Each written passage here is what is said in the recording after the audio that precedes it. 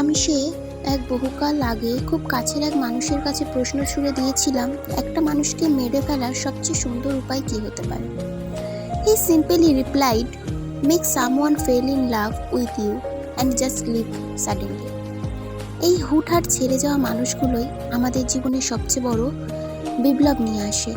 আমাদের তথাকথিত মানব মনে অপ্রকাশিত জিনিসগুলোর রেশ আজীবন থেকে যায়।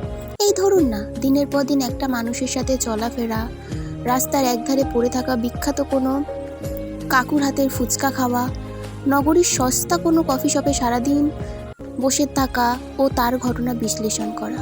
সবটা একদিন হুট করে থেমে গেলে কেমন লাগবে আপনার? কথায় আছে, শরীরের মৃত্যু না ঘটলেও আত্মার মৃত্যু ঘটে প্রতিনিয়ত।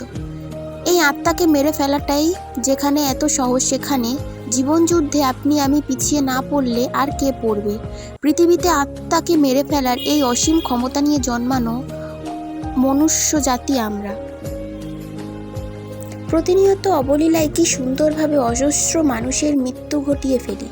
শতাব্দীর পর শতাব্দী পেরিয়ে যাবে, কিন্তু আত্মার মৃত্যু কখনোই থামবে না। আপনি আমি চাইলেও থামাতে পারবো না, কারণ আমাদের অভ্যাসে মিশে গেছে মেরে ফেলার ভুরি ভুরি দৃষ্টান্ত।